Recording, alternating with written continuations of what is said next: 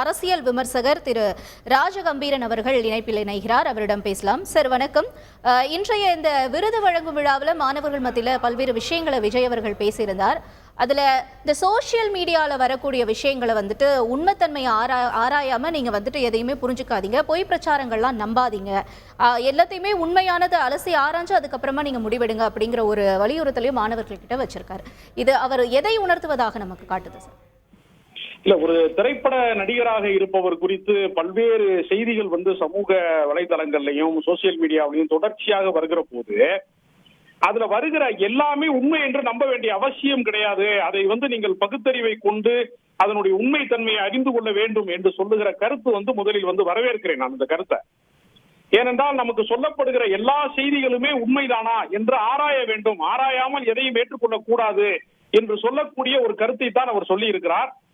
அதிலும் குறிப்பாக படித்தவர்கள் அரசியலுக்கு வர வேண்டும் என்று சொல்வதாக இருக்கட்டும், அது மாணவர்களுக்கு அரசாங்கத்தை விடவும் நம்ம தனி மனிதன் ரீதியாக நம்மளை தற்காத்துக் கொள்ள வேண்டும் என்று சொல்வது எல்லாமே வரவேற்கத்தக்க விஷயங்கள் தான். இதை நம்ம முதல் கட்டமாக இளம் தலைமுறையாக இருக்கிறவர்கள் 2K கிட்ஸா இருக்கிறவங்க எல்லாம் விஜயை ஒரு பெரிய எதிர்பார்ப்புக்குரியவராக பாக்குறாங்க.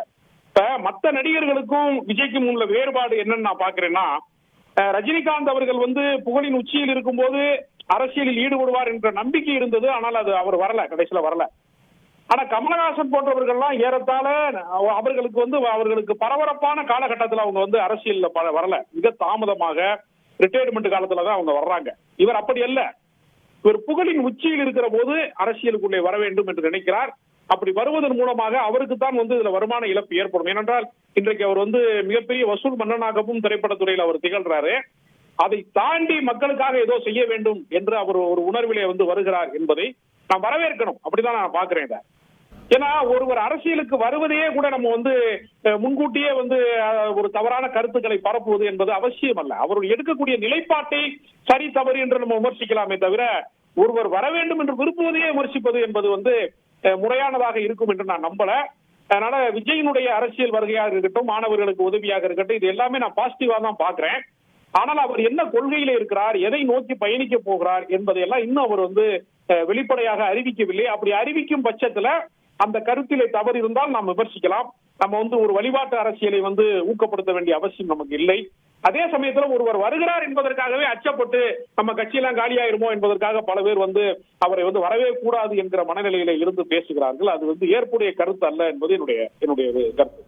சார், மேலும் ஒரு கேள்வி. இப்ப இன்றைய காலகட்டத்தில் இருக்கிற இந்த மாணவர்கள் கிட்ட இவர் ஒரு உறுதிமொழியும் ஏற்க வச்சிருக்காரு. அதாவது say no to temporary pleasure and say no to drugs அப்படின்னு சொல்லிட்டு இப்ப இருக்கக்கூடிய இந்த காலகட்டத்தில் இந்த உறுதிமொழி என்பது விஜய் அவர்கள் சொல்லி மாணவர்கள் ஏற்க அது எந்த அளவுக்கு மாணவர்கள் கிட்ட போய் சேரும் அப்படின்னு நம்ம இன்றைய நாளை பொறுத்த வரைக்கும் இல்ல, மாணவர்கள் மனதில் இந்த கருத்தை ஒரு ஆழமாக விதைக்கிறார் என்றுதான் நான் சொல்ல வேண்டும். யாரை பார்த்து மாணவர்கள் வியக்கிறார்களோ, இளைஞர்கள் யாரை வியக்கிறார்களோ அவர்கள் சொன்னால் அவர்கள் கேட்டுக்கொள்வார்கள். எப்பொழுதுமே இருக்கிற விஷயம் என்னன்னா, எல்லாரும் சொன்னாலும் கேட்க மாட்டாங்க.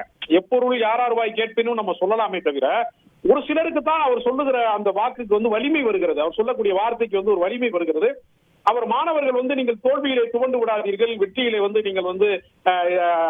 நீங்கள் அசந்து விடாதீர்கள் என்று சொல்லக்கூடிய அந்த தன்மை இருக்கு இல்லையா, எல்லாமே நிரந்தரம் அல்ல, இது ஒரு தற்காலிகமானதுதான். அதனால நம்ம இந்த உறுதிமொழி ஏற்க வைத்தது என்பதை நான் வரவேற்கிறேன். மகிழ்ச்சிக்காக வேண்டி நம்மளுடைய வாழ்க்கையினுடைய நிரந்தரமான விஷயங்களை இழந்துவிடக் கூடாது என்று சொல்லுகிற போதைக்கு எதிரான ஒரு முழக்கத்தை அவர் சொல்லி இருக்கிறார் என்பதும் நல்ல விஷயம். அதே போல தோல்வி மனப்பான்மையில யாரும் தேங்கி விடக்கூடாது என்கிற கருத்தையும் அவர் சொல்லி இருக்கிறாரு. மாணவர்களுக்கு ஒரு மோட்டிவேஷனை தான் அவர் சொல்லி இருக்கிறாரே தவிர, அவர் அரசியல் நிறைய பேசல. அரசியல் தலைவர்கள் உருவாக வேண்டும் என்று சொல்லி இருக்கிறாரே தவிர, இந்த மேடை அதற்கானது அல்ல, நான் யாரையும் அரசியல் ரீதியாக விமர்சிக்கவில்லை என்கிற மேடை நாகரிகத்தை அவர் கடைபிடித்திருக்கிறார். அந்த வகையில் பார்க்கிற போது அவருடைய கருத்துக்களை நான் வரவேற்கிறேன்.